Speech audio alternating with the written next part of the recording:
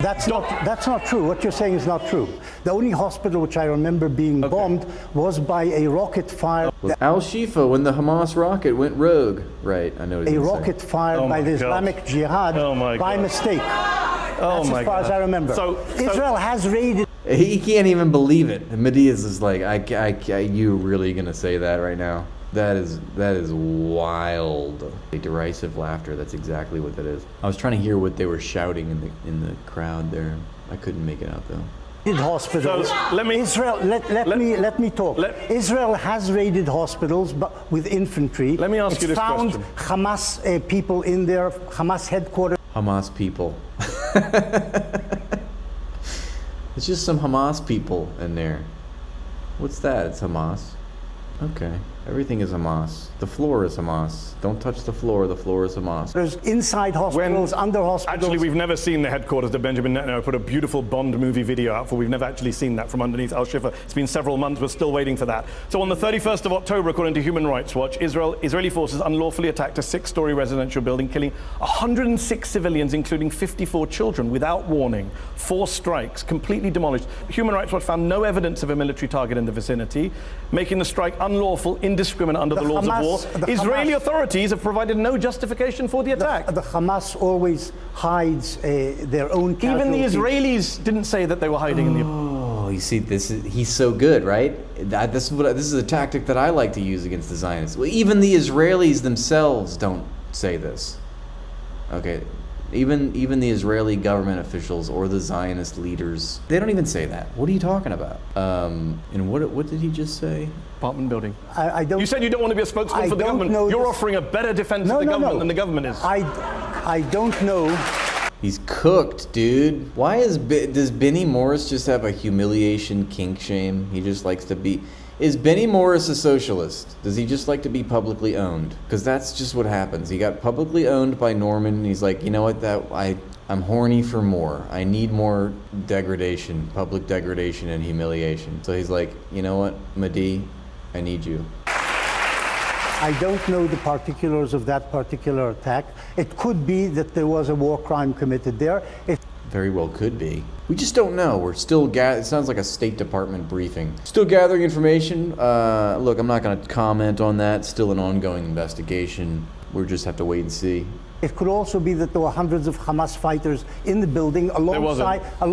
It could be you. Okay, so have you ever seen footage? Have you ever seen footage coming out of the Gaza Strip which shows a Hamas fighter dead? Have you ever seen that? How much? All you see is civilians. Well, Benny.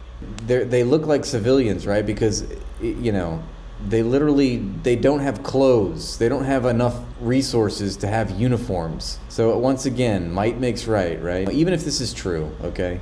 Which I don't even know if it is, but even if it is, it's literally not a point. Mehdi said, you know, there was a missile strike on this apartment complex and it killed 106 civilians and 54 of them were children. He said, well, the Hamas, you know, hides, but the Hamas hides, you know? Well, again, disproportionate, the principle of disproportionality. Just because Hamas fighters are holed up in an apartment building doesn't mean you get to nuke the apartment building. Okay, that's disproportionate violence. You cannot kill 106 civilians, even if it's a Hamas leader that's in that building. Because they're hiding. I'm not a Palestinian journalist. I'm a foreign journalist. And guess what? We're not allowed in by the Israelis. They are hiding their casualties. So let me ask you this. So then, I agree we should allow people in. Do you agree with me? I agree with you. Let me tell you something about the Israeli Air Force, if we're talking about it. Each mission of the Israeli Air Force, and it's probably the most accurate and efficient arm of the Israeli. Let me tell you something about the Israeli Air Force, okay? They have the most accurate and efficient diapers, and they always dookie right in their pants. The military is checked beforehand by a lawyer, etc., to see if they're actual. Yeah, the IDF checked itself, and they found they did nothing wrong. Is there evidence, actual evidence of I'm so glad Hamas you're pointing this out, there? because it's not a rogue operation. It goes all the way up. See, we can indict Netanyahu for these attacks, because it's gone up the chain of command. It's not a rogue sergeant. It's not a rogue sergeant, we agree. All right, you say it's not genocide. Can we at least... Is he a psyop against Israel? He's like, I've been had. It's like Mehdi Mehdi is just cooking him. And look at him, he just laughs. You say it's not genocide. Can we at least agree that it's genocidal rhetoric and genocidal intent from various members of the Israeli government? Yes. Can we agree that the rhetoric He's like, from Netanyahu... And the other thing is like, well, if it's not genocide, what the fuck is it? and Herzog and Smoke... Is he a psyop against Israel? He's like, I've been had. It's like Mehdi Mehdi is just cooking him. And look at him, he just laughs. This is genocidal rhetoric. Some of the ministers, I'm not sure about Herzog's quotes, and I'm not sure about what... You're not sure? President Isaac Herzog said in the days after October 7th that there literally is no difference between combatants and civilians. So you're not sure about that, huh? It was only widely reported in every news media publication that you can think of. But okay, Benny Morris, go off. What Netanyahu said, that some of the ministers... said Amalek, Benny, you know what Amalek means. I don't know if that's the same as genocide, but... Killing every man, woman and child, I don't know. and the donkeys. Is that what Amalek means? I didn't know that. This is just like taking candy from a baby. Listen, there's something absurd about this line of questioning. If Israel was intent on genocide, Can you let me talk? Hold on. Can you let him speak? Would you let me talk? Can you let him speak? Yes. Guys, we are going to have to stop the entire show, and you will all have to go home if we do not have some order. Come on now, behave, or you're gonna have to go home. If there was a genocidal intent in the war making in Gaza, there would be not 30,000. Incidentally, the numbers are all issued by Hamas. We don't know how true. Oh yes, Gaza Ministry of Health is run by Hamas, and so they are lying. Incidentally, we don't know if it's true, not because Hamas controls the Gazan Ministry of Health. It's because Israel has nuked every organization and every building and all of the people that might have been able to tally up the dead, and they've blocked every independent international organization that could conduct humanitarian missions. Yeah, he's not wrong. Those numbers are inaccurate. The number's way higher. If anything, Hamas has an invested interest or a bias in deflating the numbers and not inflating the numbers, because it looks bad to have a lot of civilians die, and under your watch, supposedly. But I still think it's Israel's watch, obviously. But how true they are. But if there was genocidal intent 187 is still conservative. By the Israeli government with the Israeli military machine to commit genocide in Gaza, there would not be 30,000 or 20,000 Gazans dead. There would be hundreds of thousands of Gazans dead. I'm sure. There are hundreds of thousands dead. There are hundreds of thousands dead and still dying. The Israeli government has engineered an artificial famine. How do you make that kind of point? I know. He's like, no, we would have killed more sooner if there was genocidal intent. Even though Mehdi just got through saying that numbers don't matter when you're trying to prove genocide. That is called genocide, and that's not what's happening in Gaza. Benny, we've already discussed that's not the... It's not genocide, guys. It's just the mass murder of children. The definition of genocide. But okay, let me ask you this. That's not your definition. No, it's the 1948 Genocide Convention. There's lots of different... Forget it. Forget the 1948... See, they always out themselves. This is exactly what Ben Shapiro did as well. The Geneva Conventions. Forget it. The world. Who gives a shit about the World Court? This is what they...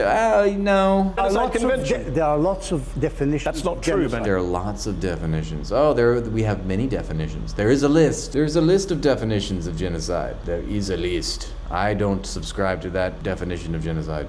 There's only one. It's the 1948 Genocide Convention. That sounds dogmatic. There's only one. Yeah. There's only one truth, the Hamas truth. What? That sounds dogmatic? This is literally, these are international norms, standards, principles, laws that were formulated in the wake of World War II that the international community has voted on, which is, technically I thought it's supposed to be like an internationally democratic global society that we live in where we all agree. Basically, he's doing a Holocaust denial. Sound the same. Is the 1948 Genocide Convention a Hamas charter? Is everything Hamas, Benny? If there's a genocide... Nice. Is everything Hamas, Benny? pretty good. Genocidal side in this battle, it is the Hamas. Okay, let me ask you this. Just look at It is the Hamas. Hamas is everywhere. each charter, read the words there, reads what it says about By the way, Benny, what they intend to do to the Jews. Benny, that's what is Benny, important. I've interviewed people from Hamas and I've asked them about the charter. I'm interviewing you right now, I'm and sure I want to they ask tell you it's a nice document. I'm sure they do. Israeli minister called Avi Dikter, member of the Security Cabinet, he said we're now rolling out the Gaza Nakba. He was referring to the Nakba, the catastrophe of 1948, when an estimated 700,000 Palestinians. He's like, oh, another Israeli official I have to defend who said some outrageous, outlandish shit. Fuck, okay, here we go, let's see. How am I gonna normalize this one? Palestinians were driven from their homes. You famously documented a lot of that back in the 80s. You undermined a lot of Israeli propaganda that said they just fled on their own. So whether it's the 1948 Nakba or the 2024 Gaza Nakba, to quote Avi Dikter, for Palestinians, Zionism is Nakba. It is ethnic cleansing. Surely you of all people can recognize that. I'm not sure I can recognize that, no. Yeah, you keep putting words in my mouth. Zionism's intent was to establish